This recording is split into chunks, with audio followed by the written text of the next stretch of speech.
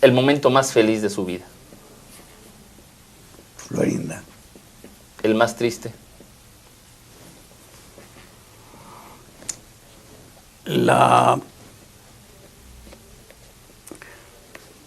muerte de un sobrino mío, el hijo de mi hermano Horacio, por el sufrimiento de Horacio. ¿Cuál sería su más grande orgullo? Hijo. Nunca he robado a nadie nada.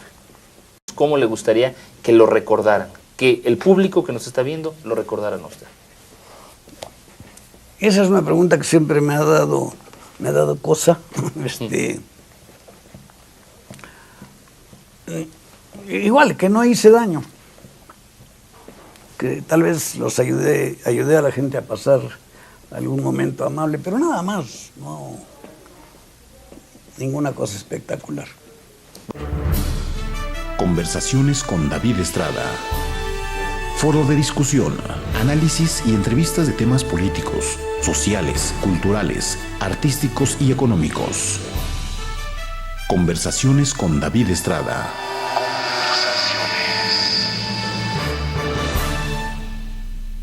Escritor, publicista, dibujante, compositor, actor, director y productor. Su nombre lo dice todo y estamos en su casa en la Ciudad de México. Nos encontramos con don Roberto Gómez Bolaños. Don Roberto, muchísimas gracias por recibirnos en su casa. No, al contrario, gracias, David. Y de todo eso de lo que soy, faltó futbolista, ¿eh? Faltó. No. Faltó futbolista. Aficionado. No, pero sí. Don Roberto, cuénteme, ¿usted es ingeniero titulado? No. ¿No? ¿Estudió ingeniería?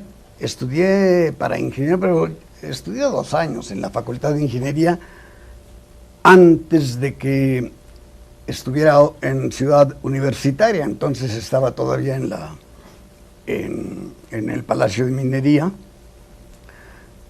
y estudié hasta segundo año.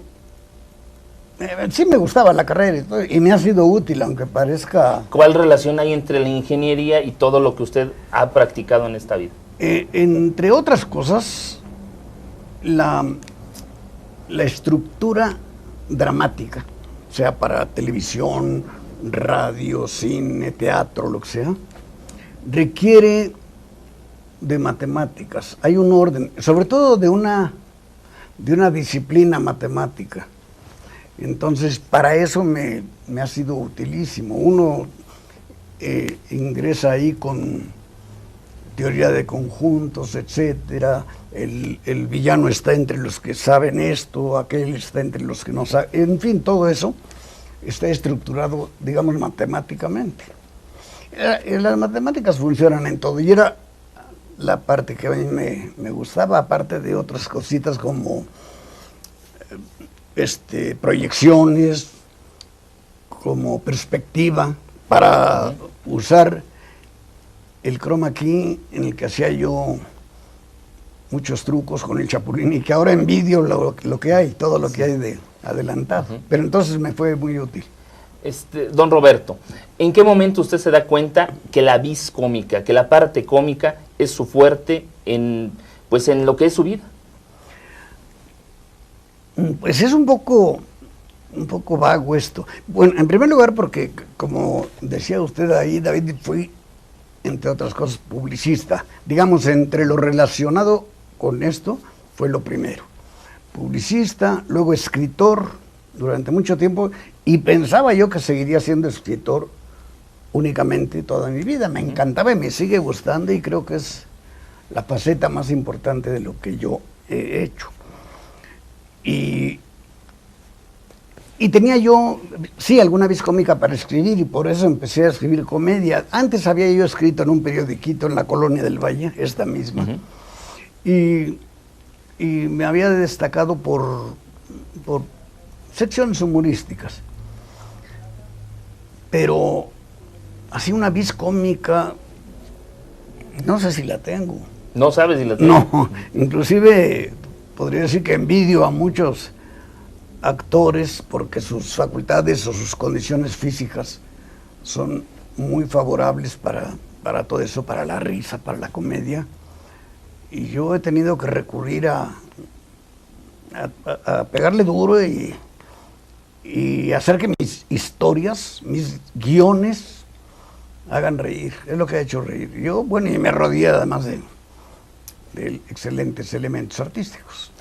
Hacia el pasado, ¿a quién admira don Roberto Gómez Bolaños? ¿En qué orden o de qué clase? Hablando en el aspecto cómico, de comedia. Bueno, admiro a muchos. Desde luego en México, Cantinflas, yo creo que, para mi gusto, no ha nacido nadie más simpático que Cantinflas. Y además era un excelente actor. Ese rasgo se le ha pasado a mucha gente porque era tan chistoso que no se daban cuenta del otro. Pero era un gran actor, sobre todo en la medida en que uno le creía todo lo que estaba haciendo o diciendo. En el mismo plan y nivel está Tintán, que era con facultades increíbles. Su hermano Ramón, que estuvo conmigo, me parece también extraordinario. Sí. Y para completar una tercia de mi mayor atractivo de mexicanos, Joaquín Pardavé. Esos eran los... Y en el mundo... Obviamente Chaplin. Chaplin, El Gordo y el Flaco, como humorismo, como risa y simpatía. Prefiero al Gordo y al Flaco. Hay quien me dice que es casi como una blasfemia no poner a Chaplin arriba, pero no creo estar equivocado, al menos en mi concepto. Y voy a poner un ejemplo. Chaplin se ponía un traje muy chistoso, unos pantalones bombos, un saquito, el bombín, un bigotito, zapatos grandísimos, caminaba. El Gordo y el Flaco no tenían que ponerse nada de eso para hacer reír. Eran ellos a cara limpia y eran excelentes. Ahora, esto no le quita méritos a Chaplin, al cual admiro enormemente, pero mi cariño está con el Gordo y el Flaco. Yo oigo la musiquita de aquella del Gordo y el Flaco, que ya no lo conoce la gente, pero me fascina. Y usted hasta un homenaje les hace, ¿no? Una versión a su manera, sí. ¿Verdad? Bueno, hacíamos una parodia, Edgar Vivar y yo, con la enorme ventaja de que Edgar Vivar es idéntico al Gordo. Sí. Yo no, al Flaco no me parecía. Yo soy de quijada ancha, el Flaco era de quijada delgada, pero juntos sí dábamos la impresión de ser ellos. Creo que lo actuábamos bien y tenemos, bueno, ya no lo conservamos físicamente, pero una asociación de Estados Unidos de admiradores del Gordo y Flaco nos enviaron una felicitación diciéndonos que éramos quienes mejor lo habíamos interpretado, incluyendo a todos los de Estados Unidos. Miren. Bueno, sí, no, eran preciosos. En la década de los 50 usted se inicia como libretista en un programa que dura 10 años en la televisión, Cómicos y Canciones. Cuéntenos de estos inicios en la televisión, quiénes estaban, quiénes participaban, qué les escribía.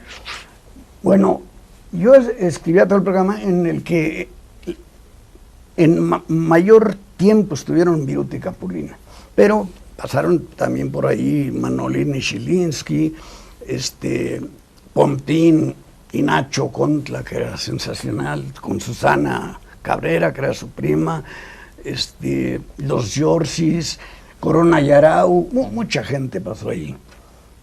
Y eso en el sector humorístico, pero como era música también, cómicos y canciones.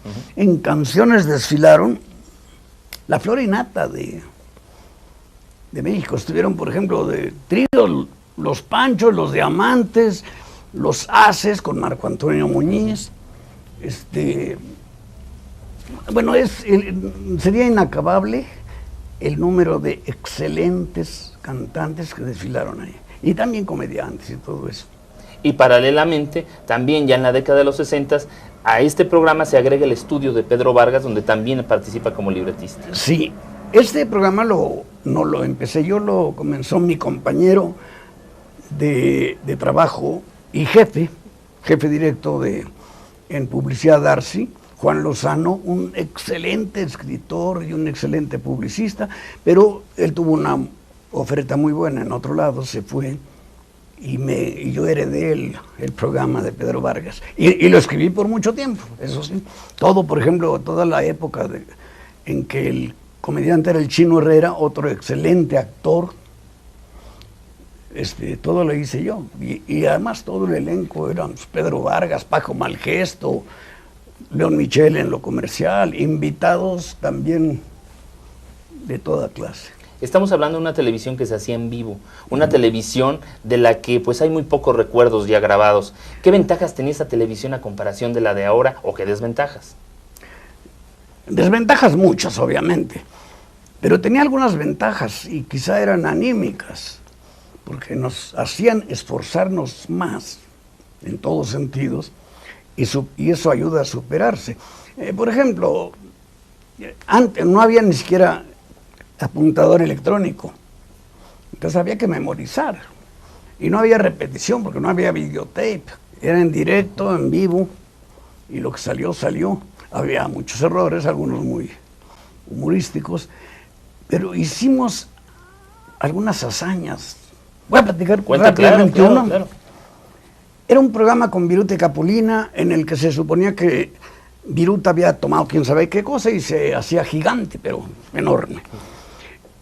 Entonces, él regresaba y estaba Capulina dentro de un castillo, paseándose, muy preocupado, un ventanal al fondo, y llegaba Viruta al castillo, que era de este tamaño, se agachaba para ver por la puerta, veía a Capulina se asustaba y le picaba un ojo con la espada, y el otro se hacía para atrás, una acción muy combinada. Ahora bien, esto era en vivo y en directo. ¿Qué quiere decir? Que Viruta llegaba a un castillito de utilería, Capulina estaba en otro set, no había chroma key, entonces estaba lo que antes se había usado en cine, que era el back projection, proyectar atrás algo. Habíamos filmado a Viruta en un monte, aquí cerquita, todo lo que tenía que hacer cuando llegaba, cuando se asomaba sobre todo. Entonces su cara era enorme. Hablaba, pero no había sonido, no estaba grabado el sonido, entonces tenía que doblarse a sí mismo. Los cues o señales, como se llaman para hablar, los daba él mismo con respiración. Yo estaba dirigiendo y ayudaba, desde luego, pero decía, por ejemplo, Capulina, por decir algo, no recuérdele algo. Ah, ¿eres tú, Viruta? Claro que soy yo. Para decirse claro que soy yo, tenía que, claro que soy yo, una respiradita, y ese era el cue para hablar. Y todo eso intercortado, acción, con diálogo, etcétera. En vivo, si lo tuviera yo que hacer ahora, con chroma key, me llevaría un buen tiempo. Chroma key, por poner uno de los muchos sistemas de trucaje que hay, pero ahora hay mejores. Pero me llevaría un buen tiempo. Y aquello vivo al aire, pero nos enseñó mucho y nos dio un valor enorme a todos. Escritores, actores, cantantes, escenógrafos, de todo. El apuntador no ha reducido esa imaginación, ese desenvolvimiento de los actores, ¿no los ha hecho más actores, digamos, de momento? Yo creo que sí. No me debo ni quiero además estar en contra del apuntador, que por otro lado ha tenido utilidades enormes, incluyendo el ahorro de tiempo, siempre y cuando no sea drástico, ¿no? Es decir, que no sea drástico lo que lesiona. Yo en mi programa lo usé un programa, el primero, y ahí decidí quitarlo, lo suprimí. Porque deja uno de ser actor, está uno, desde luego el ritmo es el del apuntador. Hubo uno muy famoso, Roy, que decía, yo soy Walt Disney. ¿Por qué? ¿Por qué hago hablar a los animales? Dice.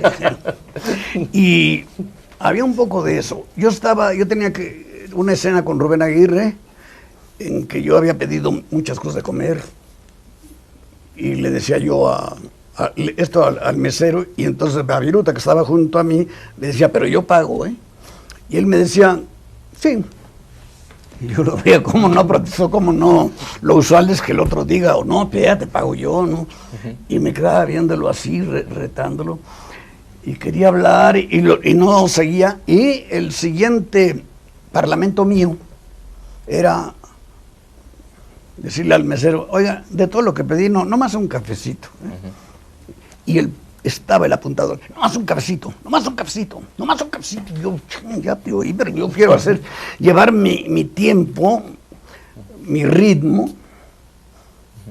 Y dije, no vuelvo a usar esto. Para afuera y a todos los actores era una condición que se aprendieran los papeles, y entonces se habla por derecho. He visto yo ejemplos de fallas en ese sentido. El público a veces no lo nota, pero puede influir en que no le guste tanto. Pero entonces sí me está dando la razón en el hecho de que se limita al actor. Sí, totalmente. Hay ocasiones en que es imprescindible. Si alguien va a pasar a hacer una presentación y tiene una lista enorme y no quiere leer o algo, lo tiene acá, o el teleprompter, o alguno de los tantos apuntadores, que todos son lo mismo. Y entonces se confían. Conozco a una actriz muy buena, excelente, pero se confía tanto que yo le noto cuando está diciendo una frase con un tono ambiguo que corresponde a lo que sea, porque es muy inteligente la mujer, pero se nota que no sabía de ni siquiera qué le iban a preguntar. Y eso abunda. ¿Quién es ella? Sí, por todo. ¿Quién es ella? ¿Quién es ella? ¿Qué? ¿Quién es ella? No. Don Roberto, platíqueme. Usted trabajó mucho tiempo con Viruta y Capulina. ¿Qué opina usted de ese humorismo blanco que tenían Viruta y Capulina, y en el cual también intervino usted con esos guiones? Yo creo que eran,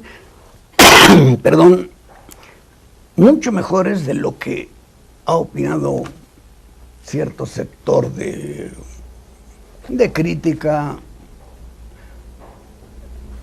Voy a definirlos un poco. Capulina era graciosísimo, muy infantiloide, pero también buen actor, y además les encantaba a los niños. Viruta no era tan buen actor como él, como Capulina, pero era un apoyo formidable. En la vida real eran al revés, ¿eh? El chistoso era Viruta y Capulina era el serio. Entonces yo creo que el éxito no tiene explicación y no se alcanza gratis. Y ellos hicieron una campaña muy amplia. Yo tenía un orgullo enorme, aunque estoy en desacuerdo con el uso, sobre todo el uso exagerado del rating, y voy a hacer una aclaración. Lo digo consciente de que yo he sido favorecido, quizá el que más, por el rating, pero no estoy de acuerdo con él.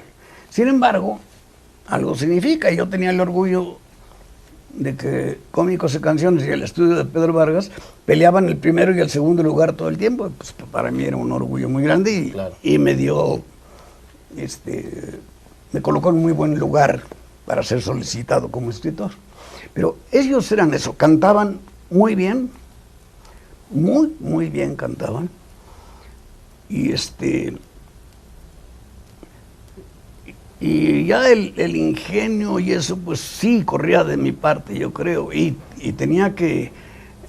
por ejemplo, había quien criticaba el pastelazo. Sí.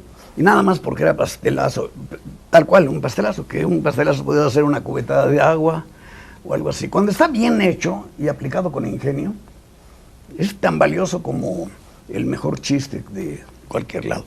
De hecho, la que califican como comedia de alta, ¿qué? Ya no me acuerdo qué. Pero es de altura. Alta comedia. Hay pastelazo hablado. El albur es un pastelazo dialogado. Y existe por todos lados. Y abunda y no tiene tanto ingenio como un buen pastelazo se acomode. voy a poner un ejemplo de algo, lo hice yo, pero por mi modo. Yo traía un pastel, era yo un bellboy, algo así, y alguien se reía de mí. Creo que era el Chato Padilla, ya no recuerdo. y hacía así, ja, ja, ja, ja, ja, ja, ja, ja, y se inclinaba. Y entonces yo le decía algo y él me embarraba el pastel aquí. Y seguía otra vez, ja, ja, ja, ja, ja, ja, y se empinaba así. La siguiente vez, lo que hice yo fue poner el pastel aquí abajo. Y él solito, ja, ja, ja, y se untaba. Sí. Y yo me quedaba muy tranquilo. Bueno, había algo de ingenio, no sé de qué valor, o sea, pero había un ingenio ahí. Y eso se puede lograr en todo. Entonces lo que más les criticaban al Gordo y al Flaco, a Viruta y Capulina. Pero yo digo que eran muy chistosos. ¿Por qué cree que no trascendieron de una manera tan importante como los que acaba usted de mencionar? Un Cantinflas, como un Tintán, un Joaquín Pardavé. No sé. Hicieron películas que tuvieron mucho éxito. Una que además la escribí yo, ocupó el segundo lugar de taquilla un año, solo atrasito de la de Cantinflas de ese año. Y además todo el mundo copió el título. Se llamaba Dos criados malcriados. Y de ahí surgió tiempo después María Victoria. No fue idea de ella, fue del director Fernando Cortés, que a una comedia de teatro le puso La criada malcriada. Y luego Mauricio Garcés hizo El criado bien criado. Me copiaron el título por todos lados. Y gustó mucho. Y por ejemplo, en la República, en algunos lugares tenía más éxito que Tintán, tal vez. Y yo también no estoy a favor de Viruta y Capulina porque les escribí más, porque también les escribí a Tintán. Ahora, ¿por qué no trascendieron más? Es muy difícil adivinar o deducir. Don Roberto, ¿le parece si vamos a un corte comercial para de regreso ver? Quedamos en los 50s y en los 60s, prácticamente usted se dedica a afincar y a ayudar a la carrera de los demás. Pero en los 70s ya usted empieza a ser el actor de sus propios libretos. ¿Le parece si vamos a un corte y nos comenta de regreso? Conversaciones con David Estrada. De regreso con don Roberto Gómez Bolaños. Don Roberto, usted en la década de los 50... ¿Cómo, don Roberto? Eso, sí, por la edad sí, pero don me suena muy... Es por el respeto, el respeto que nos infunde tanto al auditorio que lo está viendo como a mí en lo particular, don Roberto. Me dicen siempre Roberto o Chespirito, Chapulín, lo que sea, pero bueno. Don Roberto y Chespirito. Don Roberto, en la década de los 50 y los 60 se dedica a escribir para los demás, a fincar las carreras de las otras personas, de los otros cómicos. Pero ya para eso, en 1968, nacen dos personajes que serán clave en su carrera artística personal. Me estoy refiriendo al Chavo del Ocho y me estoy refiriendo al Chapulín Colorado. Vamos a hablar de cada uno de manera individual. El Chavo del Ocho, ¿o quién nace primero? Bueno, nace primero el Chapulín, pero además hay también no es exactamente la fecha esa. El programa empieza en el 69, cuando ya es mi programa. Antes habíamos hecho una intervención, algunos de los mismos actores, pero en un programa de todo el sábado. Y el Chapulín empieza en 70, acabando el año casi. Y el Chavo empieza en el 72, como en marzo, hace un año, 3 meses después del Chapulín. Empieza obviamente el Chapulín primero, personaje que yo había trazado desde mucho antes. Desde que trabajaba en una agencia de publicidad, había pensado esto podría ser un buen personaje para la televisión y lo propuse a varios, no pensaba yo que lo haría yo, a varios comediantes y afortunadamente ninguno quiso. Nadie se interesó en él. Entonces dije, a ver, voy a probarlo en televisión. Y fue tal el éxito que a las 2 semanas la gente nos decía por todos lados, ya no contaban con mi astucia. En 2 semanas que íbamos al aire. ¿Y ahora quién podrá defenderme? ¡Yo! ¡Un chapulín colorado! ¡No contaban con mi astucia! ¡Síganme los buenos! Ahora bien, yo había planeado desde un principio que ese personaje tuviera las características que tuvo, y yo quería hacer digamos, un símil con el Quijote de Cervantes, guardando las proporciones. Él hizo el Quijote cuando abundaban en exceso las novelas de caballería. En mis tiempos abundaban y siguen abundando los pseudohéroes, hombres fortachones, todopoderosos, etcétera. Por eso digo pseudohéroes, porque, bueno, me refiero a Batman, Superman, al señor ese de Araña, no sé qué. Araña, sí. Pseudohéroes porque yo no le encuentro el heroísmo a un señor que puede volar y detiene, por ejemplo, un asteroide que va a chocar con la Tierra y lo desvía. ¿Qué acto heroico hace él? No, sí, es invulnerable, no le puede pasar nada. Y así son todos ellos. O sea, el heroísmo radica en el arriesgar uno su propia vida, el estar en riesgo, el poner la integridad de por medio. Exactamente. Parece que me leyó al Chapulín, pero ese es Y el Chapulín tenía todas las desventajas: débil, chaparro, tonto, feo, etcétera, contra todos aquellos.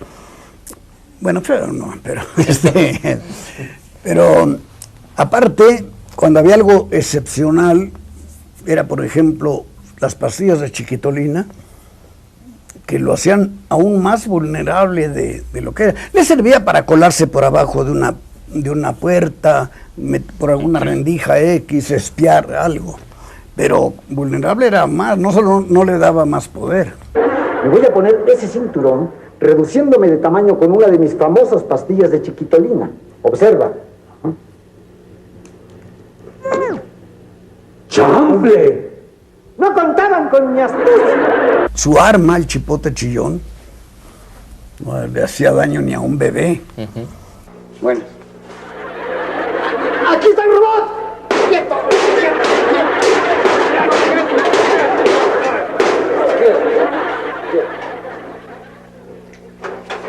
Y lo más importante de todo era miedosísimo, pero superaba el miedo. Y ese es el héroe, no el que carece de miedo, sino el que supera el miedo, que es lo que no podían tener los pseudohéroes aquellos. A mí me dicen, el Chapulín es un pseudohéroe. No, ese es héroe, los otros son, porque manifestando que tenía un miedo terrible a enfrentarse al problema, lo afrontaba y se... Pero no para tus tacos.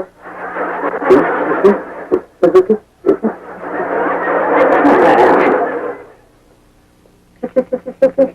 ¿Por qué? ¿Tú qué quieres?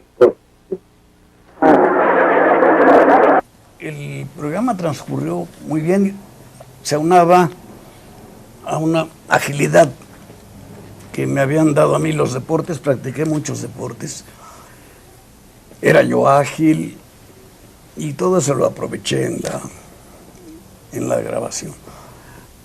Teníamos varios sketches, uno que después repetimos, Rubén Aguirre y yo, el de los loquitos, Chaparrón Bonaparte y Lu Castañeda, y no llegaba a ser ni mucho menos el éxito del Chapulín, pero estaba gustando mucho. A mí me gustaba mucho particularmente. Y un día me dijo Rubén, fíjate que me ofrecen una chamba. Todo esto lo hacíamos en Canal 8, televisión independiente. Y me dijo, me ofrecen un trabajo muy bueno en Canal 2. Pues Canal 2 ha sido, desde que empezó, el canal de televisión número 1 en habla hispana en todo el mundo.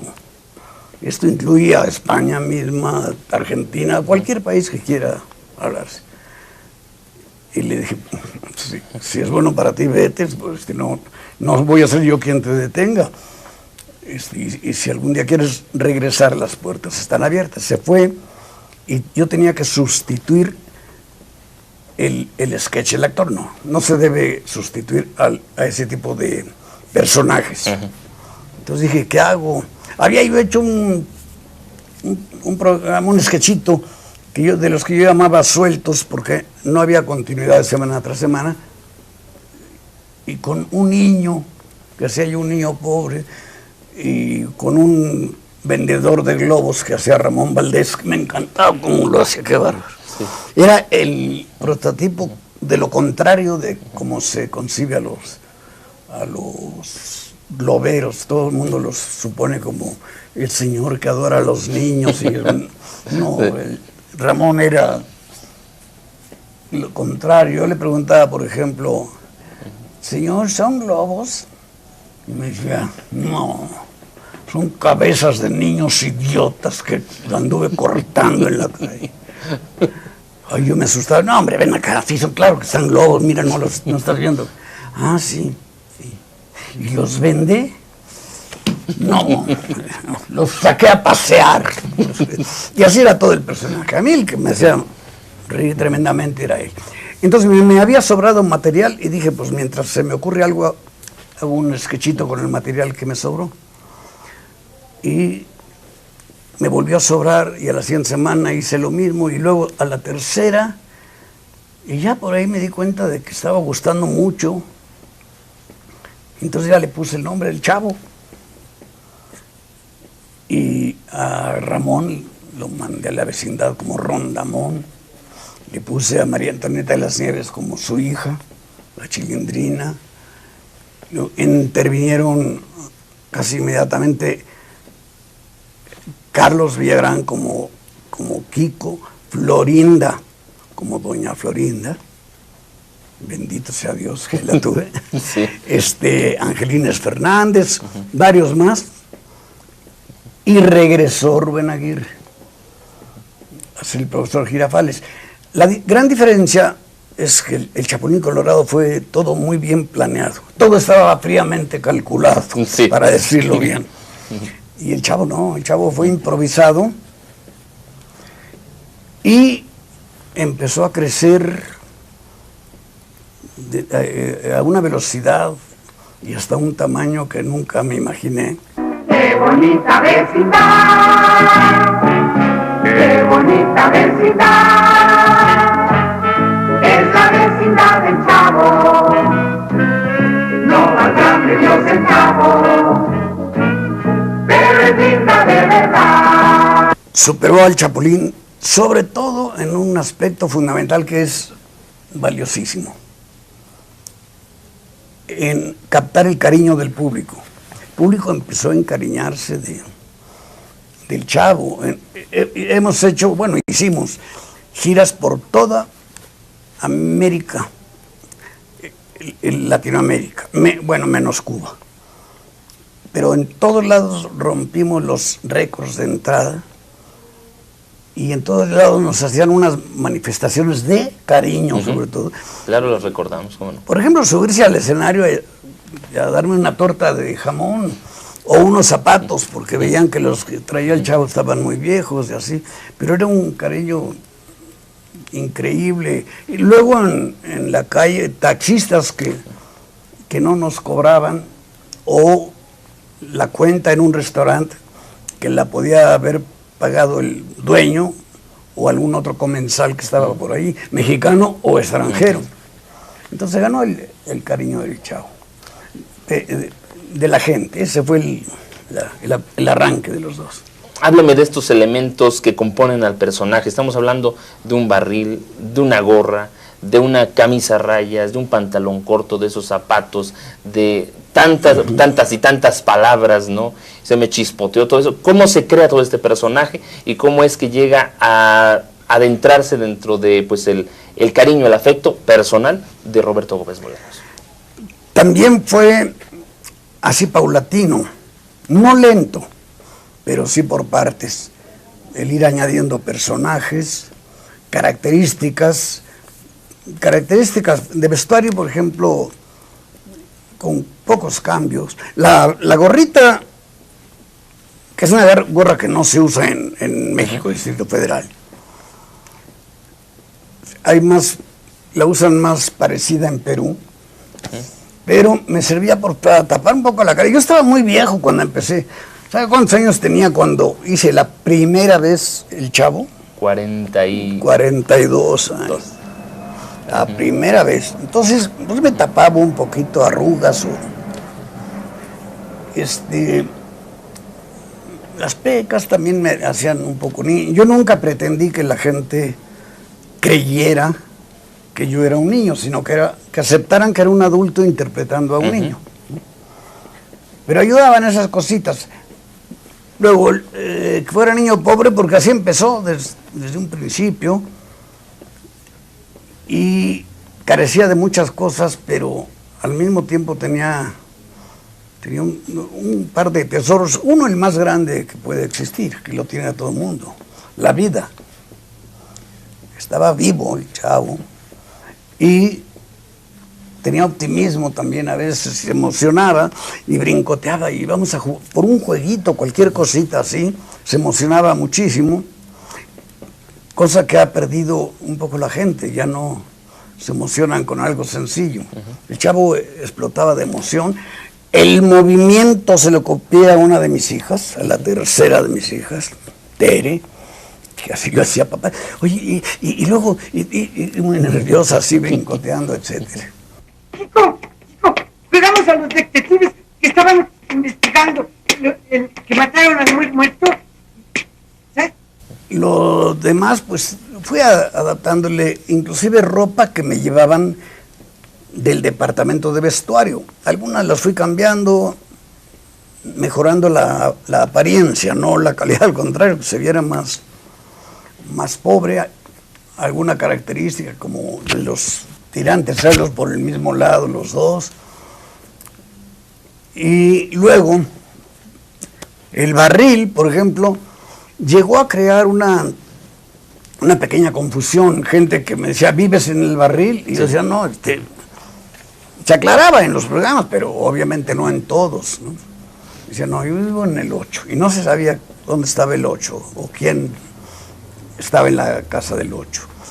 Y el barril era mi refugio personal, ese que todos los niños hemos tenido, todo el mundo, un lugarcito donde se refugia uno cuando está triste, cuando está apenado, cuando algo no sé, algún inconveniente y quiere estar uno aislado, se va uno a ese rinconcito especial. Y eso era el barril. Después llegué a dar una interpretación que alguien me dijo con mucho cariño que podía tener un paralelismo con el seno materno. Otra cosa que el niño desearía subconscientemente en muchas ocasiones, regresar al seno materno. Eso venía haciendo también un poco. Pero lo desamparaba más y hacia seguía el contraste de alegría y carencia de muchas cosas. El vocabulario también lo fui añadiendo poco a poco. Cuando llevé lo que se hizo más famoso, que fue Sin querer queriendo, Rubén Aguirre me dijo, oye, eso está precioso, eso va a pegar mucho. No, yo no lo creí. Y sí, efectivamente, por todos lados pegó. ¿Y ahora quién podrá defenderlo? ¡Yo! ¡El Chapulín Colorado! ¡No contaban con mi astucia!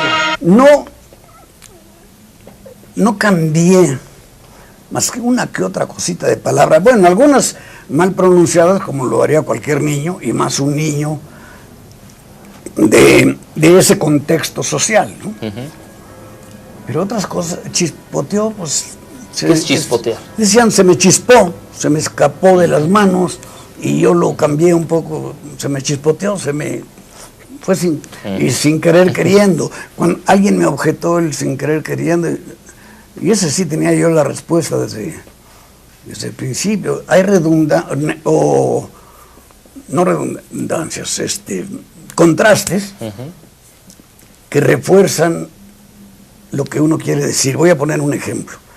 Se dice, y lo usan los poetas y grandes escritores, te querré por siempre jamás. Por siempre jamás. Es una contradicción, pero se interpreta como superabundancia. Entonces, esa era mi intención con sin querer queriendo. Lo demás eran lo reiterativo de las frases. Bueno, pero no te enojes, o ¿qué más? O le ponía yo a Kiko, cállate, que me desesperas. Pues no hay ninguna deformación. Y Florinda, vámonos, Kiko, no te juntes con esa chusma. Y era el término que usaba la gente de clase media o alta para hablar de indígenas o de gente más pobre, despectivamente, la chusma. ¡Vámonos, Kiko! ¡No te juntes con esta chusma! Mira. ¡Chisme! Cuidé mucho el idioma. Yo soy un enamorado del idioma español y lo he cuidado todo lo que he podido. Primero, cuando empecé a escribir de manera autodidacta, fui superando todo eso. Después, por ejemplo, en el mismo Chavo, los niños tenían que usar frases mal hechas o palabras mal pronunciadas, porque lo hacen todos los niños.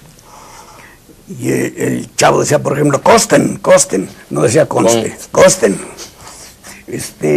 Pero se iban interpretando todo. La Chilindrina decía alguna vez, era un alma catirativa que me dio no sé qué. Pues todo eso lo hacen los niños, pero eso no es deformar el idioma. Porque, por ejemplo, el profesor Girafales, que era un profesor, usaba un excelente español. No rebuscado, normal, pero sin errores. Y eso lo cuidé. Y con el Chapulín Colorado igual. El Chapulín Colorado llegaba a decir una cosa, un furcio, digamos, como era que no pan del cúnico. Pero se entendía completamente y fue el único. Todo además, Chapulín Colorado hablaba muy bien, no tergiversaba palabras ni nada de eso. Entonces así fue aumentando el vocabulario, las expresiones de cada uno de los personajes. También se equivocaba Ramón Valdés porque era Don Ramón, yo le decía Rondamón, pero porque era un tipo que nunca había ido a la escuela, etcétera, y era una crítica, a mi modo de ver, constructivo. Salían chistes, claro, ¿no? Decía, por ejemplo, ya pido paz, y le decían, ¿qué pide qué? Paz, P-A-S, paz. Y alguien le decía por ahí, ¿qué paz no se escribe con Z? Sí, yo estaba hablando de otra cosa, no sabía qué decir, ¿no? Pero decían cosas así, pero así lo fui construyendo todo, añadiendo elementos, algunos visuales, otros hablados, pues de todo. ¿Y canciones también le llegó a poner? Sí. A mí me gustó, yo componía canciones desde mucho antes. Digamos que a los 17 años, por ahí así empecé a tocar la guitarra y a componer alguna canción. Y luego compuse muchas, hicimos 3 discos long play, que era entonces. De 33. De 10 canciones, me choca que digan temas. ¿Por qué? ¿Dónde está la diferencia? El tema es de lo que trata la canción. Y la canción es la canción. Y hay veces que el tema es el mismo en todas las canciones, son el amor. Ese es un tema. ¿De qué trata la canción? ¿Cuál es el tema de la canción? Y una película pasa igualito, ¿no? ¿Cuál es el tema de la película? Pues es la guerra, la Segunda Guerra Mundial o algo así. Pero no están preguntando el título de la canción, de la película. Y en el cine igual. Ahora ya no voy a lograr quitarles la mala costumbre a todo lo que lo dicen, porque son todos. Y no me importa, no me preocupa. Pero sus discos tenían 10 canciones. 10 canciones, todas compuestas por mí. Yo me negué primero a cantar porque canto muy feo. Y no es falsa humildad, porque al mismo tiempo creo que mis canciones eran buenas. Pero cantando, ay, híjole, me desafino y me oigo yo la desafinada. Y la voz, fatal, fumé muchísimos años y me cascó la voz para siempre. Pero había canciones buenas y entre el grupo había por lo menos Florinda, que canta excelente, sensacional. Edgar Vivar, muy bien, muy buen cantante también. Rubén Aguirre, muy bueno. Ramón Valdés, también buenísimo, con la voz un poco rasposa, pero tan bueno como todos los Valdés, como Tintán o como El Loco, con un ritmo bárbaro, etcétera. Entonces todos ellos contribuyeron a que los discos se vendían mucho. Ahora me sucede una cosa muy curiosa. He firmado autógrafos en discos originales. En originales. Y digo, ¿cómo los conservaron tanto tiempo? Pues alguien me dice, porque se me ocurrió, pero ha habido quien me ha contado, no, dice, ¿cómo tanto tiempo? Lo acabo de comprar hace poquito. ¿Cuánto crees que me costó? Pues no tengo ya idea. 6,000 pesos. Agua. Dice, es que están como colección aquellas versiones. Ya hay nuevas versiones en CD y en todo lo demás, ¿no? Pero aquellas se venden así. Pero sí entraron muchas canciones. Vamos a ir, don Roberto, a un corte comercial, pero antes quiero hacerle una pregunta que creo que muchos de los televidentes también se la hacen. ¿Y el Chavo tenía papás? Yo creo que a fuerza, ¿no? Sí, pero... Lo que pasa es que no se los presentaron, pero sí debe haber tenido papás, nunca los conoció. Lo dice un poco así en el libro que hice, El diario del Chavo del Ocho. Cuenta, si quiere, cuando regresemos, o ahorita mismo. Cuéntelo. Ahí dice, le preguntan que si tiene papá, y él dice, pues yo creo que a la fuerza, ¿no? Pero quieren, no sé, no me lo han presentado. Y mamá, no, es así, sí. ¿Y dónde está? Pues no sé, porque me dejaba en una guardería, dice, y luego me iba a recoger. Y un día no pasó a recogerme. Y los demás días tampoco. Esa es toda la historia del Chavo. Del papá. Cuando he encontrado gente que me dice, cuando leí eso me hiciste llorar. Bueno, pues un poquito de la intención. Aprender algo tierno. Conversaciones con David Estrada. Chespirito, platíquenos. En la época de los 70s, ¿había censura? ¿Había censura para el Chavo? ¿Había censura para el Chapulín Colorado? Había censura para todo, para respirar, para lo que fuera. Y era muy tonta la censura. Había dos, una de la empresa que era ligerita y otra de gobernación que era fatal, con un criterio como de sin cerebro. Por poner un ejemplo, estábamos medio comentando aquí con los muchachos un caso en el que con el Chavo el profesor hacía preguntas sobre la guerra de independencia en México. Y ya no recuerdo quién decía que el cura Hidalgo estaba casado con España. Y el profesor Girafales, ¿cómo casado con el cura Hidalgo con España? Sí, porque el cura Hidalgo era el padre de la patria y España es la madre patria, ¿no? Entonces, bueno, sí. Otro decía, ¿cuál es el peor ¿cuál fue el peor obstáculo que tuvieron los insurgentes? Los semáforos. Luego pusieron también topes. No, que ya le daba la explicación. O la Chilindrina le preguntaban, ¿quién fue el máximo enemigo de la corregidora de Querétaro? Además?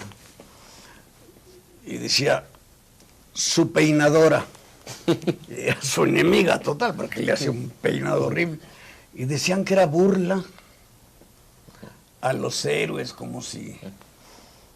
Pues no sé, yo no encontraba ninguna ofensa, burla nada. de ese tipo, ¿no?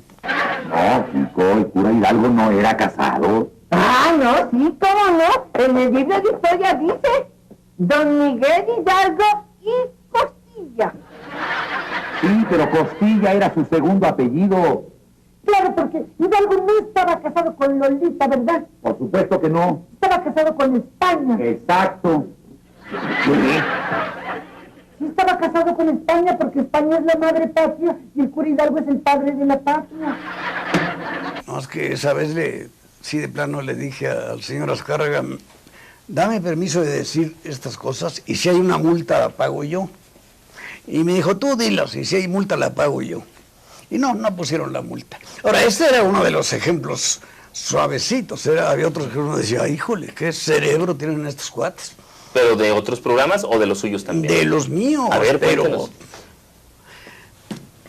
Había un programa con los ex caquitos, la Chimoltrufia, el Chompiras, Botija, en que un estafador les había vendido una disque máquina multiplicadora de dinero, que se metía un billete, a que sí le daban vueltas, un billete de 10 pesos que había entonces. Y salía de 100 pesos, multiplicaba por 10 el billete.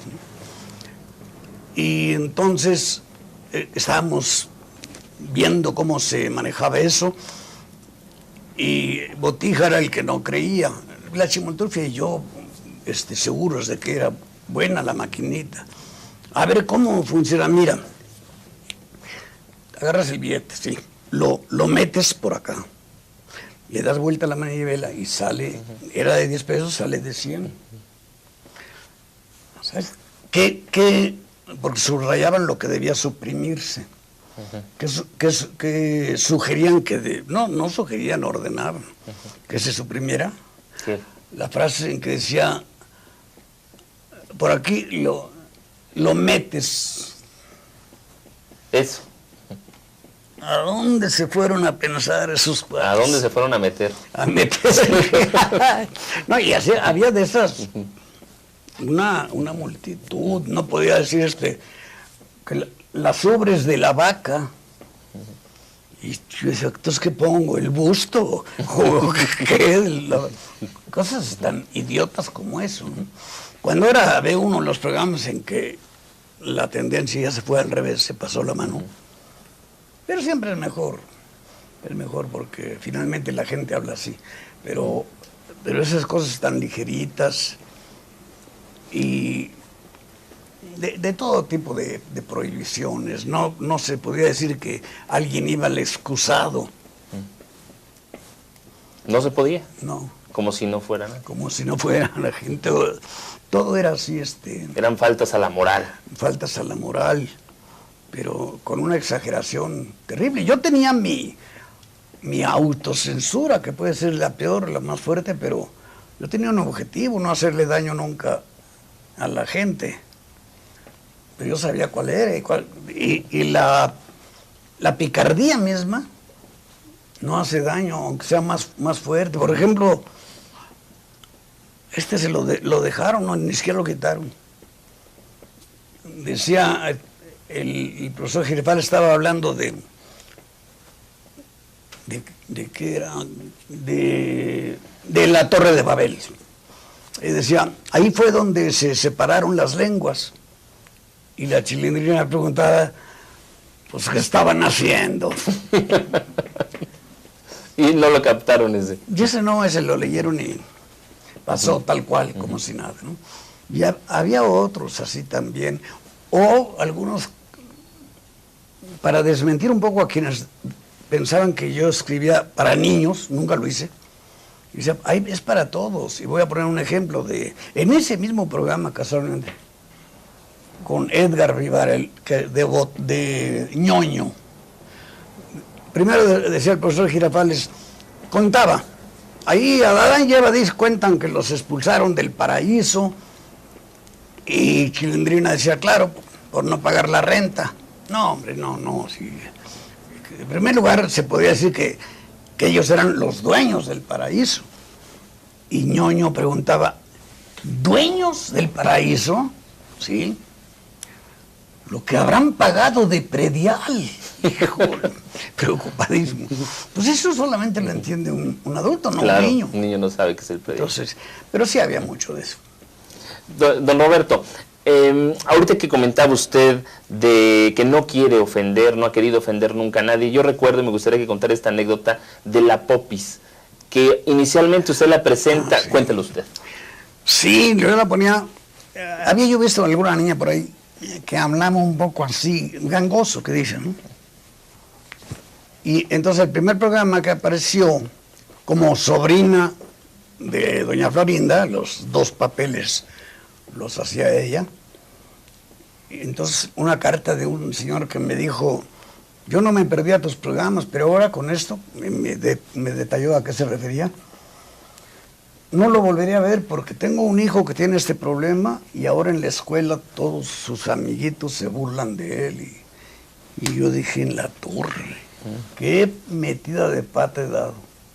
Le mandé una contestación dándole una disculpa, quité al personaje, había salido en 2 programas nada más, y hasta como año y medio después lo regresé, pero ya hablando como una niña boba que era, pero sin ese defecto.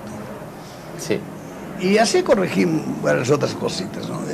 Uno tiene una responsabilidad, híjole, kilométrica. Son millones y millones y millones de personas las que nos ven.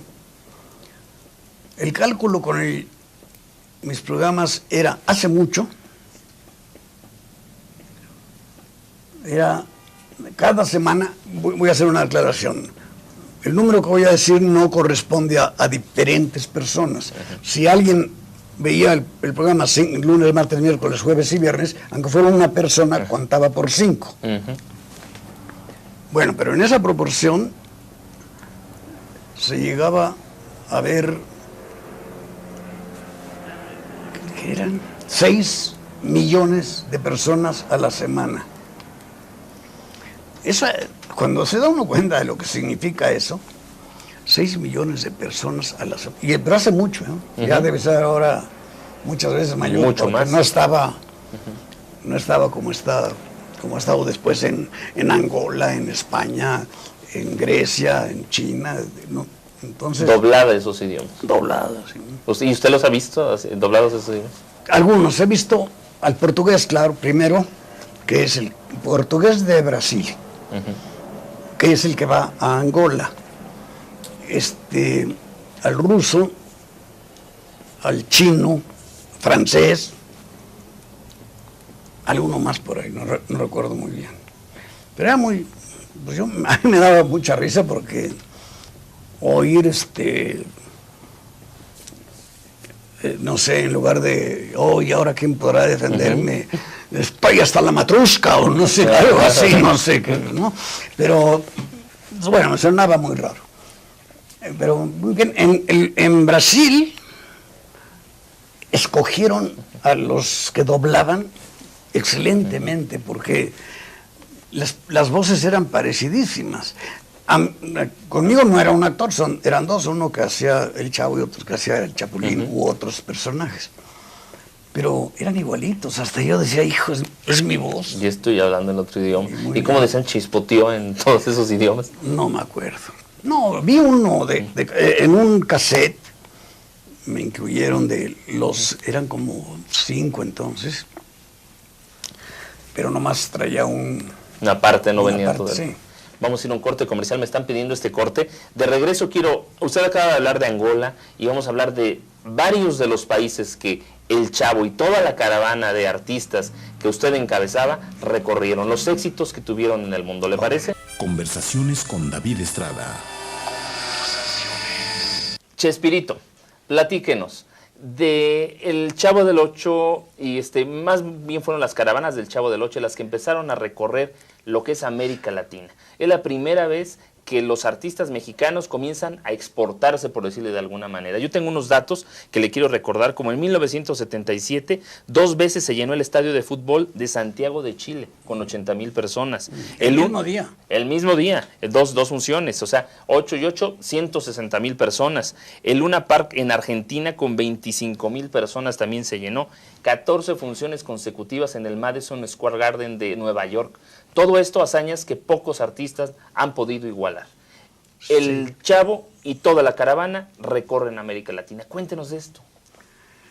Bueno, empezó, digamos, lentamente conforme iban contratando los programas y al momento hemos ido, con excepción de Cuba, a todos, y en Brasil tuvimos que suspender porque un presidente que lo corrieron, entonces se ocuparon todos los locales para juntas de sindicatos y no sé qué. El caso es que se suspendió, nos dejaron el anticipo económico que nos habían dado, no sé si es de ustedes. Mi hermano que me manejaba les dio un merchandising para compensar, pero a todos hemos ido. Yo creo que, por ejemplo, en Argentina, yo conozco, bueno, no conozco, he estado, porque es muy diferente conocer a estar ahí, pero he estado en más ciudades de las que han ido la mayoría de los argentinos, en 11 ciudades de Argentina, y así en todos lados.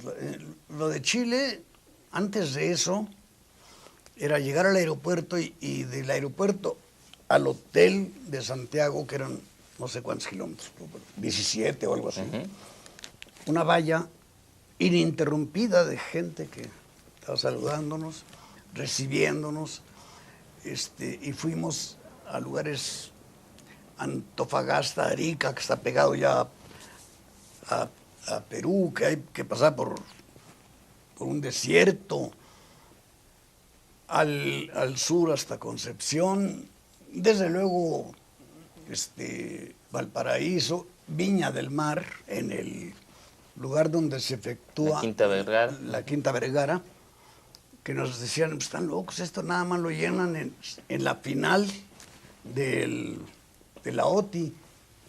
Pues ya nos pagaron, que hasta en el monte estaban, porque está así, y sigue el monte, pero estaba el monte lleno de gente. Además un público excelente, claro. En todos lados hemos tenido un éxito enorme. En Colombia, algo que no era contratación artística, era para una obra de ayuda a niños y gente pobre de Colombia. Nos invitó la esposa del entonces presidente. Debía ser una marcha, pero ya desde el año anterior cada vez llevaban a alguien. Ya había dejado de ser marcha para convertirse en desplazamiento porque fue Cantinflas y entonces a bordo de camiones de bomberos.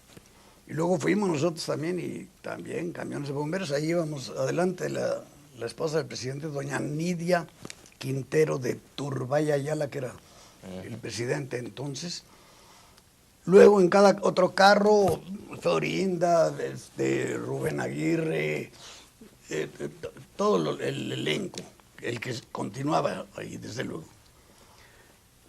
Y el cálculo oficial era de 4 millones de personas en la calle, cuando en Bogotá había como 5 millones de habitantes, pero de todos lados llegó gente alrededor. Y se superó lo aportado, fue 1500% más que cualquier otra de las anteriores. El trayecto fue, híjole, agotador. Salimos a las 9:30 de X punto del Palacio, creo, para llegar al Campín, que es un conjunto de estadio, auditorio y varias cosas. Y ahí llegamos a las 6:30 de la tarde, de 9:30 a 6:30, sin comer, sin tomar agua, sin fumar, que fumaba yo entonces, sin ir al baño. Tremendo. Pero afortunadamente hemos tenido así el éxito en todos los lugares donde fui. ¿Y qué se siente ser abrazado por multitudes de esa magnitud? ¿Qué se siente y qué hacer para tener los pies sobre la tierra? Bueno, primero no dejar que se acerquen demasiado porque a ver, en orden. Primero, es muy emocionante, pero a mí me daba miedo. Siempre me dieron miedo las multitudes y me siguen dando miedo. Físicamente es un problema, es un riesgo. Lo paradójico es que hay que protegerse del cariño de la gente, porque se amontonan y... A mí me defendía a veces Rubén Aguirre. Le llegaba yo por acá, iba atrás de mí, me iba cubriendo así, porque a pesar de eso, en algún lugar donde teníamos que pasar junto al público, me jalaban las antenitas del Chapulín, o me arrebataban la gorra del Chavo, y yo logré quitársela. Y así, muchas cosas. Era muy problemático. La emoción, el agradecimiento, supera todo lo demás. Los pies en la tierra. Yo tuve la fortuna, es también otra paradoja, de empezar ya grande, como decía. Y entonces yo ya había visto muchas subidas, bajadas, caídas, y nunca perdí el piso yo. Siempre he estado consciente de lo que soy, de que hay cosas que... A veces cuesta trabajo ser sincero. Un día me invitó a su programa Abraham Saludowski, hizo una pregunta, dijo, a ver, una pregunta, ¿es Roberto el mexicano más conocido en todo el mundo? Hablen por teléfono, etc. Cuando acabó el programa dijo, bueno, hice esta pregunta. Y la respuesta, que ya la hemos obtenido por todos lados, es sí. Y yo dije, caray. Entonces, me decían, por ejemplo, en Venezuela, oye, ¿qué dicen en México de que hayas superado a Tintán, a Cantinflas? Digo, no, nadie lo dice porque nadie lo sabe, ni lo interpreta así. Y luego en Perú, me dicen, ¿qué se siente haber sido el comediante en español más famoso de todo el siglo XX? Ay, suena así como... Yo, pues no sé, es la verdad. Sí, y entonces haciendo números, era además con mucha ventaja. Porque aquí mismo, primero me dijeron, no, hombre, ¿cómo crees? Y Cantinflas, que... Dije yo, en primer lugar no lo dije yo, lo dijeron otros. Luego no se está hablando de ni calidad, ni de no sé, lo que se está hablando es popularidad, y la popularidad significa número de personas que te ven y que te siguen. Y en ese sentido, pues a Cantinflas ni a Tintán les tocó la televisión, se presentaron así, y a mí sí. Es casual todo eso. Entonces la diferencia es kilométrica, pero no lo puede uno decir, y además yo recalcaba, quizá debo envidiar o anhelar la trascendencia de todos esos. Pero tengo que decir que me ha conocido más gente a mí que a cualquiera de ellos. Recuerdo esa declaración y la controversia que causó el decir que era más popular que Cantinflas, pues de veras causó así como que escozor en algunas personas, ¿no? Sí, el que dirigía las películas de Cantinflas ya falleció. Buena persona y todo, don Ismael Rundi. Miguel... Zacarías. No. Delgado. Don Miguel M. Delgado. Uy, me dejó de hablar. Sí. Sí, estábamos en la oficina de directores a la que pertenecíamos los dos y me dejó de hablar. Pero así yo dije, bueno, pues yo dije un dato numérico. Eso no significa nada. Y alguien me dice, oye, a mí tú me caes muy gordo. Bueno, pues cada quien es libre. Nadie es monedita de oro. Ni lo ambicioné, ni quiero serlo. Estoy en contra de todos los premios de competencia, tipo Oscar.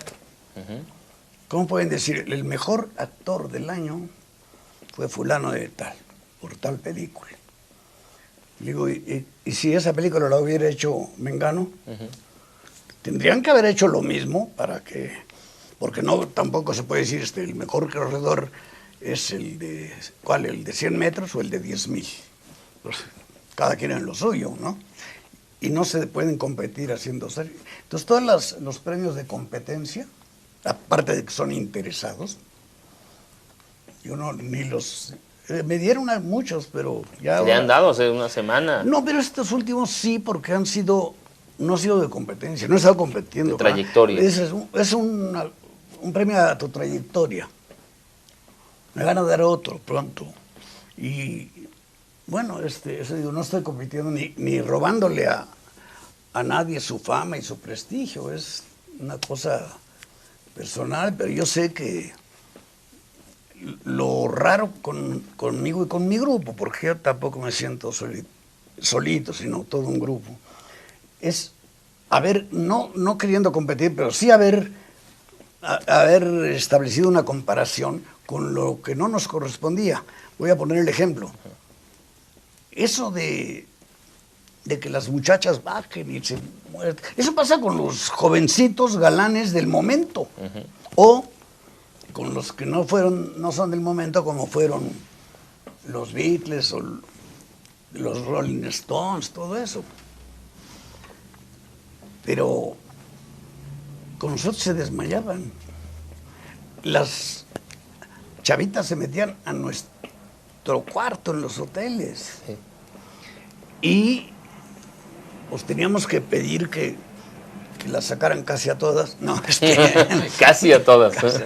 Bueno, no podía uno ser muy exigente, pero eso era como muy raro y no se da. Eso no se repite. Y a nosotros a mí, pues yo tengo 74 años, me ha durado mucho. Bendito sea Dios. A veces es latosísimo. En Buenos Aires, la famosa calle de la Florida, donde hay muchos negocios y todo eso, yo pude transitar por ella por la 4ª vez que fui, porque antes no podía, me cercaban para pedirme autógrafos o cosas así, ¿no? Entonces sí, hicimos mucho por allá afuera. Y la fama estorba más de lo que ayuda. Ayuda a veces, pero estorba. Por lo general. Quisiera que usted nos hablara de cada uno y cuál es la relación que mantuvo, en el caso de los que ya no viven, mantiene, en el caso con los que los sigue manteniendo, o ya no mantiene, con los que interpretaron los personajes más importantes del Chavo del Ocho y del Chapulín Colorado. Por ejemplo, Carlos Villagrán, Kiko. ¿Cuál es su relación con él? ¿Sí se peleó? ¿Sí se pelearon? ¿Se reconciliaron? No lo veo nunca porque pues tuvo un comportamiento un poco raro, no lo culpo ni nada. Él me dijo, me quiero ir. Le dije, igualito que le había dicho a Rubén Aguirre, vete y cuando quieras regresar están abiertas las puertas. Me dice, pero quiero hacer el Kiko, ¿puedo? Sí, le dijo. Y es más, y me dijo, dame un consejo. Le dije, que no hagas todo, nada más eso. Tú puedes hacer muchas cosas, es muy gracioso. Y me dijo, gracias, etcétera. Y luego hizo el Kiko, pero después llegó a decirme que él era el creador del personaje. Dije, ay, sí, no. El creador soy yo. No, pues porque yo lo he interpretado siempre. Pues sí, pero también Richard Burton no hizo Hamlet, el dueño fue Shakespeare. Y luego me puso una demanda. La gané muy fácilmente porque tenía yo, entre otras cosas, para un merchandising que se había organizado en Perú, nos pidieron la firma de todos los actores. Cuando digo nos, pidieron a mi hermano Horacio y a mí que manejaba. Entonces todos dijeron, sí, reconocemos que el autor es Roberto. Entonces ese y muchos otros documentos, él dijo que lo habían forzado a firmar, no sé, yo no quería. Pero además, entonces me dijeron, puedes detener cualquier presentación de él en cualquier lugar del mundo. No puede presentarse. Dije, no. Que haga lo que quiere y que no me quita nada. Se hace de Kiko por allá por Venezuela o aquí en Chihuahua, donde sea, o en el DF. Y entonces así lo dejé. Luego cuando me hicieron un homenaje en Televisa. En Televisa fue y me dio un abrazo. La disculpa no me la quiso dar al aire, me la dio a escondiditas. Pero acabando eso hizo también alguna otra declaración rara, entonces ya no nos hemos vuelto a ver. Pienso que tiene una enorme gracia. No sé si la conserve porque no lo he visto, pero que era un actor normal, no, ni extraordinario ni malo. Y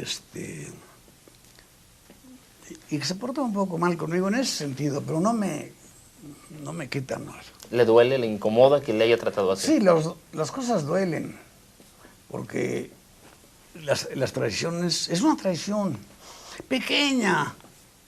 A mí me decían, ¿por qué no contrademandas? Y yo ponía este ejemplo, mira, si te roban el carro, vas y pones la denuncia en la Procuraduría o donde haga falta, ¿no? Sí. Pero si te roban un espejito del carro, vas a poner la demanda. No, pues así está. Se robó un espejito, no voy a demandar nada de eso.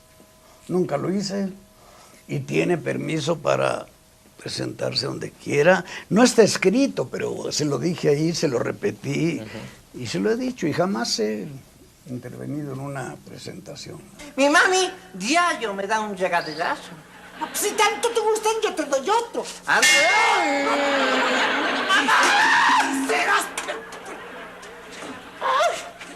¿Qué te pasa, tesoro? ¿Qué tienes? ¡Ay, mami! ¡Es que me dio un llegaderazo! Y ese fue un espejito, pero hay otro espejito, el de María Antonieta de las Nieves.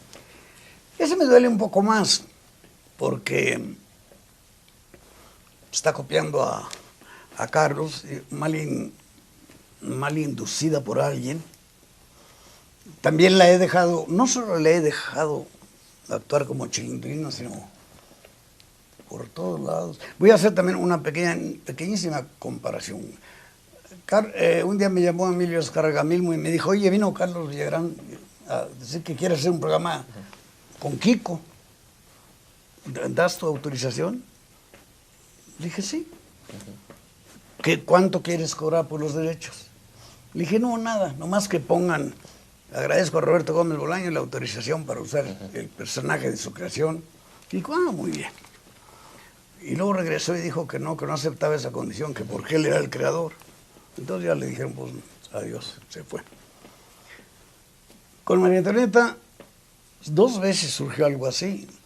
Una serie que se llamó Aquí está la Chilindrina. Aquí está, o aquí viene la Chilindrina, algo así. Y una película, Los Apuros de la Chilindrina, no me acuerdo cómo se llamaba, pero también con la Chilindrina. Y lo mismito, me dijeron, das tu autorización, adelante. ¿Cuánto quieres cobrar? Nada, nomás que en la pantalla salga. Dije, muy bien. Y ella también lo aceptó, dijo, claro, no hay problema. Y ahora, con una advertencia muy grande, yo no tengo ninguna demanda, ningún pleito con ella. Como se dice. Dicen ahí, pero no. ¿Los cambió la fama, los cambió el dinero, los cambió la popularidad? No sé.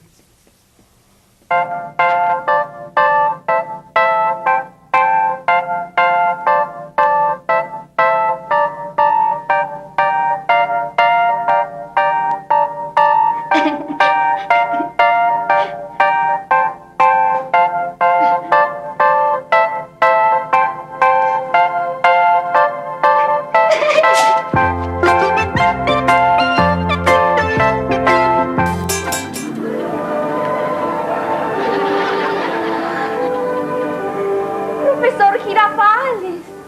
Doña Florinda, ¡Qué milagro que viene por acá! vine a traerles tu... Bueno, con Florinda todo maravilloso. Lo que más gané en todo el programa fue Florinda.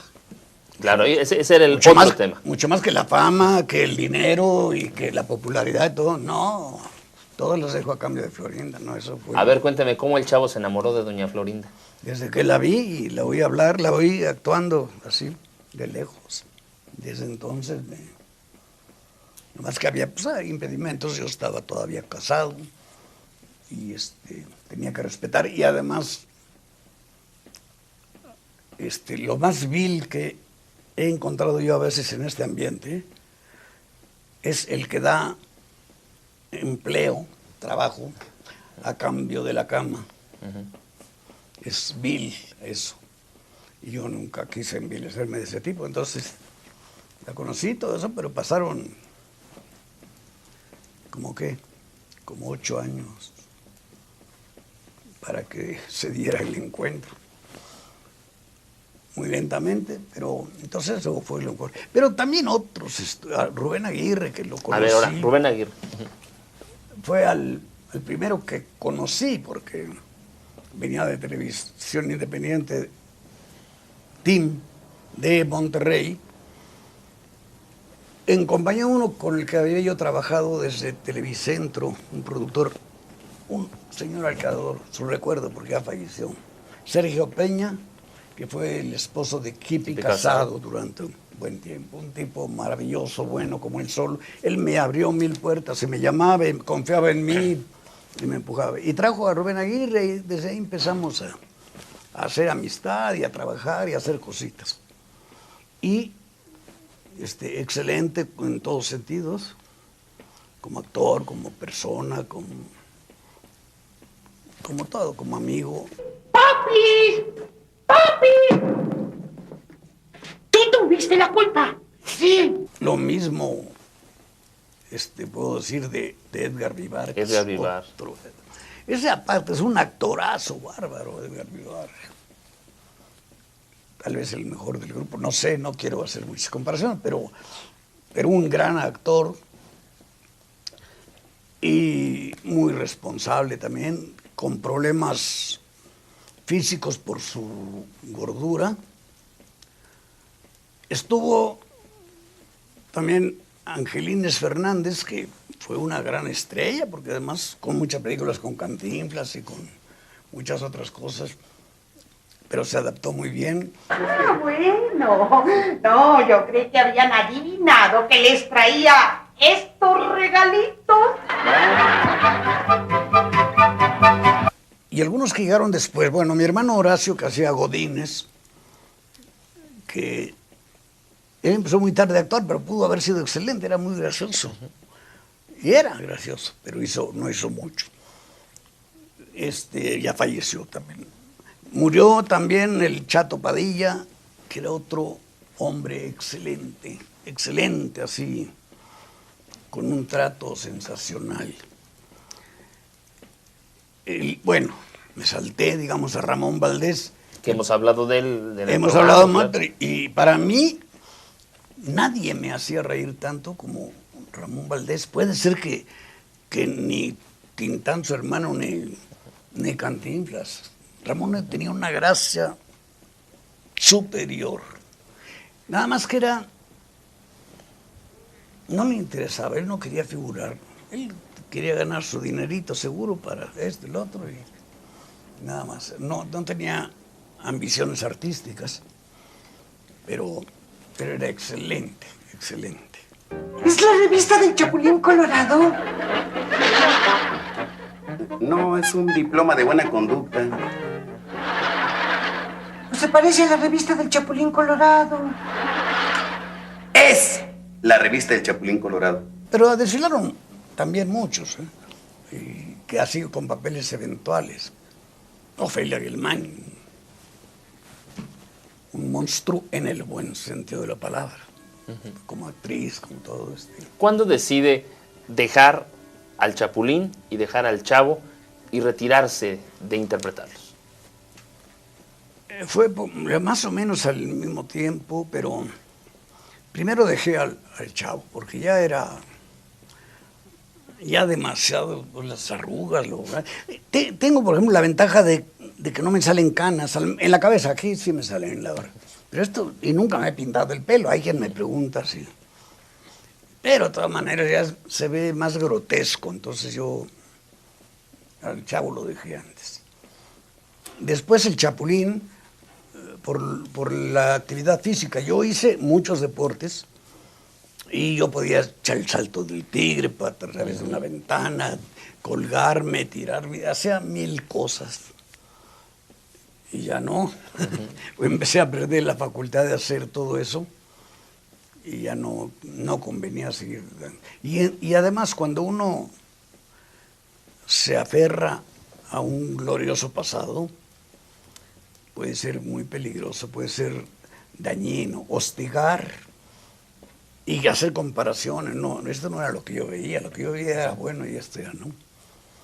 Entonces, sí puedo seguir actuando y probablemente pongamos una obra, Florinda y yo. ¿Sobre el Chavo? No, ya, eso ya eso ya pasó a la historia por completo, el Chavo y el Chapulín. Lo único de los personajes que podría sostener serían, bueno, hay 3. Desde luego el Chompiras, que a mí me encanta hacer eso. Chaparrón Bonaparte, que yo creo que es muy valioso, pero no es tan agradable hacerlo porque tiene uno que conservar una falta de expresión que es muy difícil, muy complicado. Y el doctor Chapatín, que ya doy la edad normal. Vamos a ir a un corte comercial porque por ahí nos llegó la información, ahí tenemos la información que usted nos va a corroborar, de que los estudios Disney andan tras el Chavo. Sí, pero no hay nada fijo en eso. Ahorita lo platicamos, ¿le parece? Conversaciones con David Estrada. Para que vea, conforme vamos transcurriendo el programa, ya más confianza, pero siempre el mismo respeto. Son mejores los apodos que los nombres. ¿Sí? Sí. Muy bien, pues, Chespirito, platíquenos, ¿qué hay de esta? Se ha hablado últimamente de la posibilidad de que el personaje del Chavo del Ocho, inclusive el Chapulín, sea adquirido por los estudios Disney. Sí, no, más probable el Chapulín, porque se presta para eso, para animación digital y todo eso tan padre que hay ahora. Siguen en tratos, en proyectos, en propuestas, pero no hay nada claro todavía. Don Roberto, en 1978 en el cine está El Chanfle. Después viene la comedia musical El Títere. Después en teatro, ya lo platicamos, 11 y 12. Pero ahora platíqueme también. ¿Y también poemas? Ah, sí, mi libro. ¿También poemas usted? También poemas, pues hay que hacer todo lo que uno pueda, ¿no? No sabe. Platíquenos de este libro. ¿Cómo nace? ¿Por qué nace? ¿Qué tiene? Lo empecé hace muchísimos años y jamás me imaginé que publicaría yo algo de esto. Inclusive, bueno, era algo para mí muy personal. Florinda fue la que me dijo, oye, hay que publicarlo. Le digo, y tenía yo razón, en primer lugar, las editoriales no se interesan por la poesía ahorita. Pues no obstante eso, los terminé, le añadí 2 o 3, corregí algunas cositas, ella misma lo llevó a la editorial y la respuesta venía siendo la misma después de que lo revisaron gente que sabía del tema, que no más digo así, gente porque no le dicen a uno quiénes son los... Así como a ellos no les dicen quién lo escribió.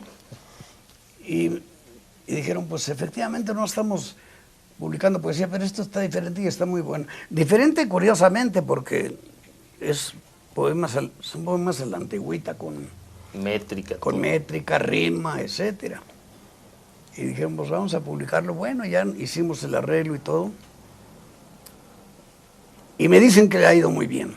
¿No nos puede escoger alguno de su predilección y nos lo podría, a viva voz con usted mostrarlo?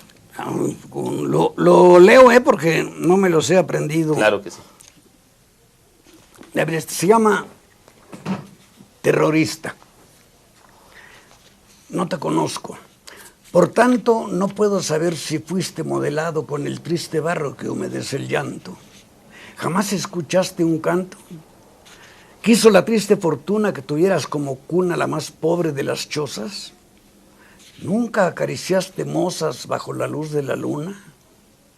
Tal vez estás convencido de que tu causa es la justa.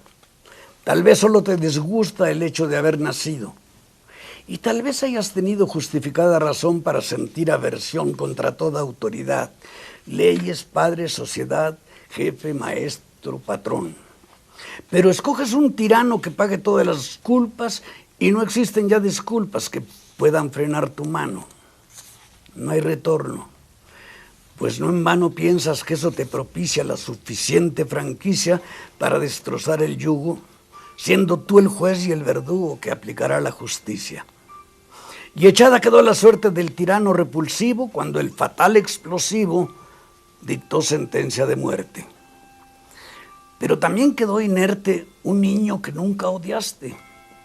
¿Acaso jamás pensaste que por el mismo lugar también podía pasar el hijo que me mataste? Pues me parece trágico, pero lo escribí antes del 11 de septiembre. ¿Eh?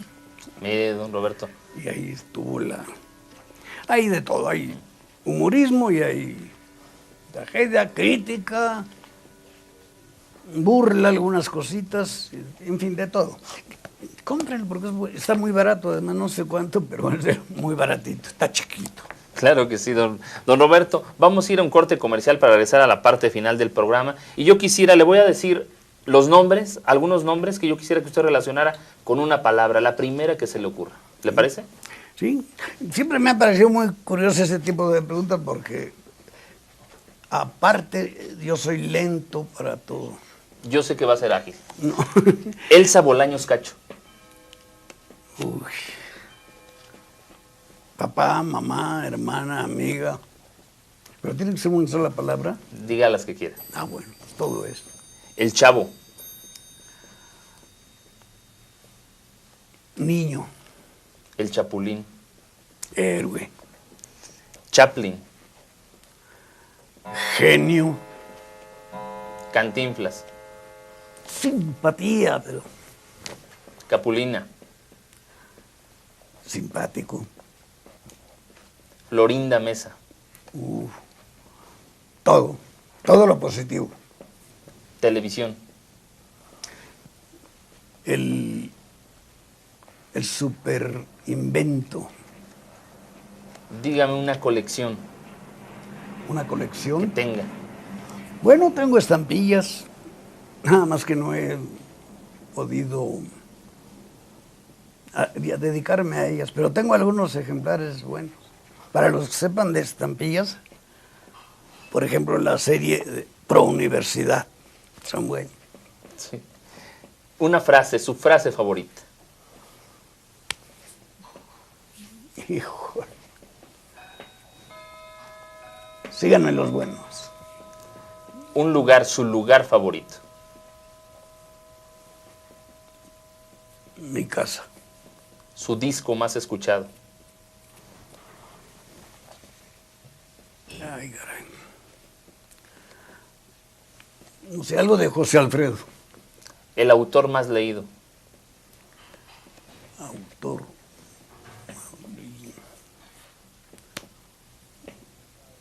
Son tantos que...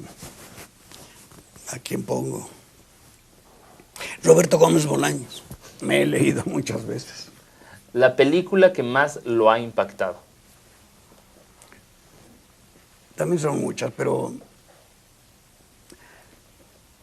Qué bello es vivir. Hecha por un Capra, hace muchísimos años. Me encanta, es una película maravillosa. El momento más bochornoso que haya pasado. Muchos, pero en el encuentro de Zacatecas, el encuentro sobre el idioma español, me resbalé y me detuvo alguien así. Ya no recuerdo si fue Jacobo Saludowski o un guarura, pero iba yo a chocar contra su majestad la reina de España. Así. Yo sentí horrible, pero Pero a lo mejor no fue tan bochornoso porque sonrieron ellos tan amablemente que pudo haber sido. Se hubiera yo chocado. Y no sé. El momento más feliz de su vida. Florinda. El más triste.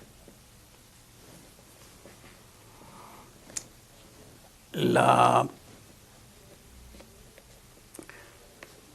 muerte de un sobrino mío, el hijo de mi hermano Horacio, por el sufrimiento de Horacio. Y puedo decir después la muerte de mis dos hermanos, Horacio y el mayor, de 3 nomás quedo yo. ¿Cuál sería su más grande orgullo? Hijo. Nunca he robado a nadie nada.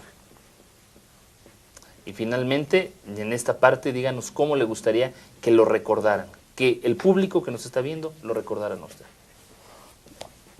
Esa es una pregunta que siempre me ha dado cosa.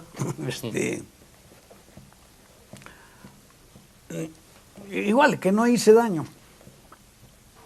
Que tal vez los ayudé a la gente a pasar algún momento amable, pero nada más, no, ninguna cosa espectacular. Vamos al corte y regresamos. Conversaciones con David Estrada. Para esta parte final he querido dejar un capítulo que se me hace importante porque usted también dentro de su vida artística la ha mezclado y la ha tenido que ver en su parte política. Usted en las pasadas elecciones en el año 2000, usted tomó partido y usted dijo, yo también quiero decir por quién puedo votar. ¿Por qué tomó esa decisión? Bueno, voy a hacer una pequeñita corrección a la introducción. Sí. Mi actitud no fue política, aunque se traduce en política, pero era cívica. Cívica, y llevaba yo ya muchos años dándome cuenta de que tal vez me había faltado valor o me había sobrado pesimismo, de que hacía falta cambiar muchísimas cosas en México. Luego me encontré al señor Fox, lo oí y me di cuenta de que era el conducto por donde podía empezar ese cambio que urgía en México. Y estoy totalmente convencido de que así ha sido. ¿Qué va a pasar después? No sé. Complicado porque, desgraciadamente, México es un país en el que los peores enemigos son los mexicanos. Cuando entraron los gringos, se comenta que podíamos haberlos derrotado a cachetadas por el número de habitantes, pero no, estábamos muy entretenidos en pelearnos entre nosotros. Y esto ha sucedido en todas las épocas, en todos los años. Y ahora está un poco así. Yo veo, por ejemplo, alguna burla en periódico, en televisión, en radio, que decían, pero ¿cómo es posible que la señora Sahagún traiga reloj cuando se presenta frente al rey Juan Carlos? Yo dije, qué padre que digan esto. Porque si dicen eso, como han dicho 1000 tonterías, quiere decir que no hay cosas serias que atacar. Y así ha sido. Yo no creo que hayan sido perfectos todos los del gobierno, pero han tenido que enfrentarse a 10,000 cosas. Yo creo que todos los mexicanos debemos colaborar. Y si el día de mañana, yo no pertenezco a ningún partido y me han propuesto todos, bueno, por lo menos los 3 grandes y algún otro tridón, me han hecho ofertas que yo no quiero figurar en ningún trabajo, menos de elección, pero tampoco obsequiado o porque haga falta, si no soy político. Me doy cuenta de muchas cosas porque tengo una preparación X, he leído mucha historia, mucha historia.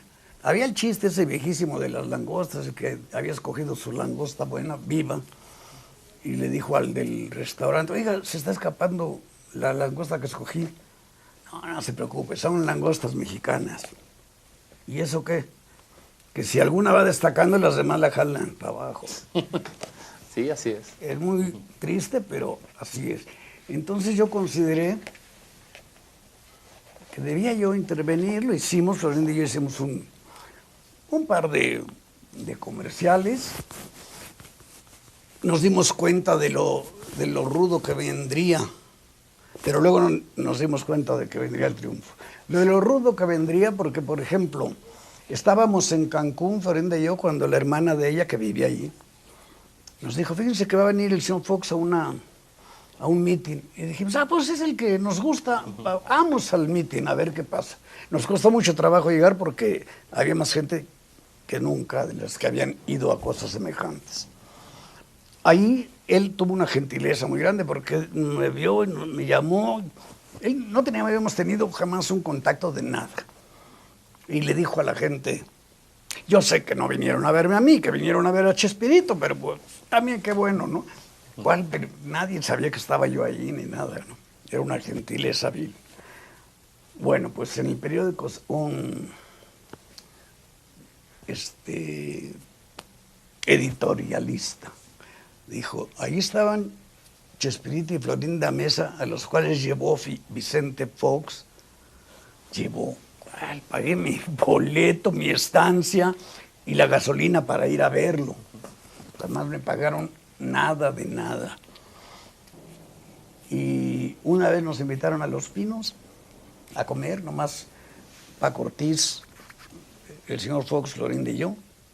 No hablamos de política, porque además pues, no es mi fuerte. Yo sé la multitud de cosas fatales que se han hecho. No me consta de ninguno. Yo no puedo decir, este señor es un ratero.